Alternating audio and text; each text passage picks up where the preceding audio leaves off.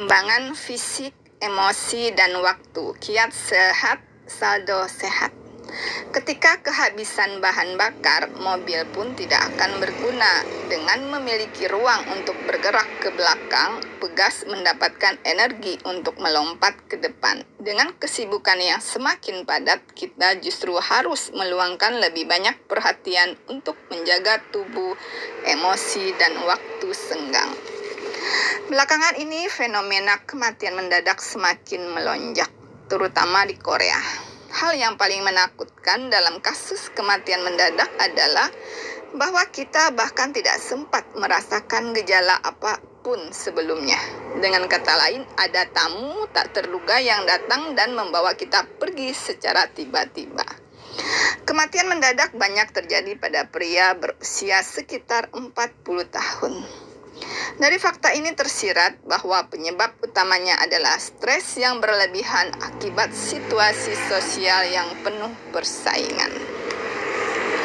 Di sisi lain, fakta bahwa penyakit-penyakit yang mengakibatkan kematian mendadak timbul akibat gangguan sistem kardiovaskular dapat diduga bahwa penyebabnya adalah gaya hidup yang tidak sehat, kurang berolahraga, merokok, minum minuman keras, kurang istirahat, pola makan yang salah, dan hidup yang tidak teratur. Maka dapat disimpulkan bahwa para pria ini kurang memiliki waktu senggang atau kurang beristirahat, baik untuk mengistirahatkan tubuh maupun mengistirahatkan emosi. Mereka hanya tahu berlari tanpa tahu kapan harus berhenti, dan mereka tidak mampu bertahan dari stres. Rumus saldo sehat. 10 tahun yang lalu saya berkeliling Kanada dan Amerika Serikat untuk menyelenggarakan seminar tentang kesehatan. Jadwal sangat padat hingga saya tidak sempat beristirahat. Selama 10 hari saya harus menghadiri 13 seminar di 9 kota. Saya harus berpindah-pindah kota dengan pesawat terbang, benar-benar jadwal yang sangat padat. Saya ingat betapa saya sangat terbebani pada saat itu. Mustahil jika saya membatalkan acara itu. Saya sendirilah yang harus mengumpulkan energi maksimal guna menjaga kondisi. Jadi saya pergi ke pusat kebugaran 2-3 kali setiap minggu selama sebulan untuk mengembalikan stamina tubuh. Saya mengembalikan stamina tubuh dengan berlari-lari kecil, berenang, dan melakukan senam. Dengan stamina tersebut, seusai melaksanakan tur seminar kesehatan, saya masih dapat pergi ke Meksiko untuk melaksanakan bakti sosial pengobatan. Pengalaman ini menyadarkan saya bahwa saldo sehat memberikan pengaruh yang sangat besar pada kualitas kerja kita. Bahkan, bekerja dengan kondisi tubuh yang sehat lebih penting daripada banyaknya pekerjaan yang sudah kita tunaikan. Saldo sehat adalah selisih stamina kita yang terkuras oleh beban yang kita tanggung. Berikut adalah rumus saldo sehat. Saldo sehat sama dengan stamina dikurang beban. Mempertahankan saldo sehat kehidupan merupakan salah satu cara untuk memelihara kesehatan. Dengan mengurangi muatan yang dibebankan kepada tubuh, kita dapat mempertahankan saldo sehat.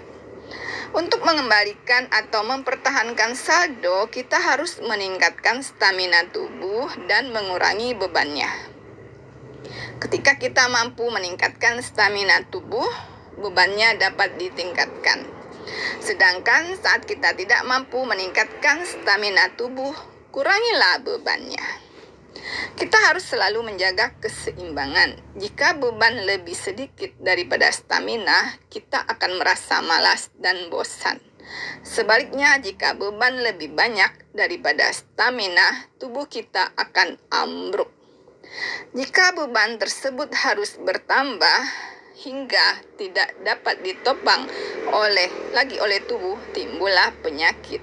Sama dengan gedung yang runtuh karena pondasinya tidak kuat menahan beban. Sangat penting mempertahankan saldo sehat tersebut. Saldo fisik. Kita harus mempertahankan saldo fisik di atas segala kepentingan. Saldo fisik yang sangat memungkinkan kita mengelola energi dengan leluasa. Kita harus selalu menjaga stamina agar mampu menggunakan energi untuk melakukan pekerjaan dengan standar terbaik. Kita harus sehat secara fisik agar memiliki banyak keluangan yang dapat meningkatkan standar dan kualitas kerja kita. Jika beban kita terlalu besar hingga tidak mampu lagi kita hadapi, tak hanya daya konsentrasi yang akan menurun, juga kesehatan kita. Para atlet sering menjalani program latihan pada musim dingin untuk meningkatkan stamina, mengembalikan saldo fisik mereka, dan bersiap menghadapi musim berikutnya. Ini merupakan kesempatan emas untuk meningkatkan stamina dan vitalitas tubuh. Jika mereka melewatkan kesempatan emas ini, daya tahan dan kemampuan mereka tidak akan maksimal walaupun sudah berusaha keras pada pertengahan musim. Ketika menjalani dinas militer sebagai dokter bedah, saya mengenal seorang calon kolonel yang sangat berpeluang untuk memperoleh kenaikan pangkat. Namun tiba-tiba dia mengundurkan diri dari dunia militer. Padahal kenaikan pangkat adalah suatu hal yang sangat penting dalam dunia militer. Keputusan itu membuat rekan-rekannya sangat terkejut. Saya menanyakan alasan di balik keputusan itu kepadanya. Dia menjawab, Walaupun saya kelak menjadi komandan resimen dan mendapat kenaikan pangkat lagi menjadi komandan divisi, saya tetap akan berada di bawah perintah orang lain. Tidak ada yang berbeda. Saya sudah lelah sekarang. Selama 20 tahun, dia hampir tidak sempat beristirahat dengan nyaman sehari pun, sehingga dia merasa sangat lelah dan harus pergi ke suatu tempat berbeda. Setelah berhenti dari dinas militer dan mendapat uang pesangon, dia langsung membeli mobil, pergi berkeliling dunia, dan mendaki gunung. Saat tidak bepergian, dia menyempatkan diri pergi ke pusat kebugaran. Untuk pertama kalinya, dia benar-benar merasa memiliki dan menikmati hidupnya. Setelah mengisi energi kehidupan, dia memulai pekerjaan baru dan meniti kesuksesannya.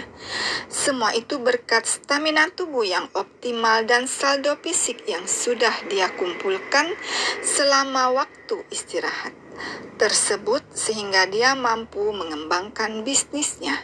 Hingga kini dia masih merasa puas dan berkata bahwa keputusan yang dia ambil adalah pilihan yang benar-benar luar biasa. Saldo emosi. Kedua, kita juga harus mempertahankan saldo emosi. Menjaga kemampuan emosional dengan banyak merasakan cinta dan keharuan merupakan bentuk saldo emosi. Orang yang selalu banyak berpikir dan merasa sakit hati biasanya memiliki saldo emosi yang rendah. Terlalu banyak mencintai tetapi hanya sedikit dicintai dapat menempatkan kita pada kondisi yang riskan mengalami kelelahan emosional. Apabila porsi emosional untuk mencintai sama dengan asupan emosional dalam bentuk dicintai, stok emosi kita dapat dipertahankan. Merasa terharu dan bersyukur juga dapat menjaga persediaan emosi kita. Tenggelamnya moral di kalangan selebriti disebabkan oleh tingginya tuntutan emosional terhadap diri mereka untuk memberi kepada publik, tetapi imbalan emosional yang mereka terima sangatlah sedikit. Mereka seolah-olah memakai topeng untuk menutupi kelelahannya, sehingga mereka mudah sekali jatuh ke dalam keserakahan nafsu bisnis hiburan. Padahal kita harus memiliki saldo emosi untuk diri kita sendiri. Dengan demikian, kita akan memiliki stamina untuk menjaga orang lain dan dapat mempertahankan stamina diri sendiri untuk seterusnya. Walaupun tengah dilanda kelelahan emosional, kita tetap dapat menjaga kesehatan selama kita mampu mempertahankan saldo emosi. Apabila saldo fisik dan saldo emosi kita merosot secara bersamaan, kesehatan kita pasti akan turut memburuk. Pada saat seperti itulah akan muncul penyakit-penyakit yang dapat berakibat fatal. Banyak peristiwa tumpang tindih antara kelelahan emosional dan kelelahan fisik pada penderita kanker berusia 30-40 tahun. Seperti kata pepatah, tak akan ada asap jika tidak ada api. Saldo waktu. Ketiga, mempertahankan saldo waktu. Waktu yang dapat kita gunakan harus lebih banyak daripada pekerjaan yang harus kita lakukan. Kita harus menentukan tugas-tugas yang menjadi prioritas dan menggunakan waktu kita untuk mengerjakan sesuatu yang lebih penting terlebih dahulu agar kita dapat membereskan pekerjaan lainnya dengan lebih leluasa. Setelah menentukan prioritas, kita harus mendahulukan tugas yang kita prioritaskan, lalu mendelegasikan atau mengabaikan tugas-tugas lain yang dapat ditunda.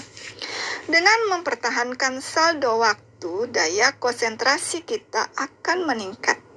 Dalam keadaan lelah, bekerja dengan konsentrasi penuh selama 2 jam akan lebih efektif daripada bekerja selama 10 jam. Spontanitas kita pun akan kembali. Bekerja secara terburu-buru akan mengurangi kualitas hasil kerja kita. Kita baru dapat bekerja dengan spontan jika kita memiliki saldo waktu. Dan apabila kita dapat bekerja dengan spontan, kita akan merasakan nikmatnya.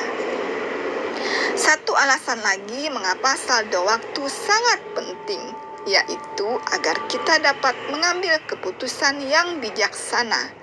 Tanpa saldo waktu di bawah tekanan lingkungan dan dalam waktu yang mendesak, kita akan sulit mengambil keputusan yang bijaksana. Kita akan kehilangan penopang kehidupan kita sendiri. Seperti yang disinggung dalam buku Stephen R. Covey, The 7 Habits of Highly Effective People, hal yang mendesak bukanlah hal yang penting.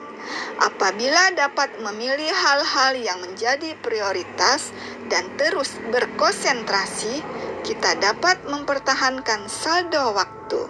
Kita harus dapat meningkatkan kreativitas jika kita memiliki waktu yang cukup. Demikian pula ketika kita berupaya meraih kesehatan yang optimal. Ketidaksabaran selalu menjadi sumber masalah. Suatu hal yang benar-benar penting seharusnya tidak dilakukan dengan terburu-buru. Demikianlah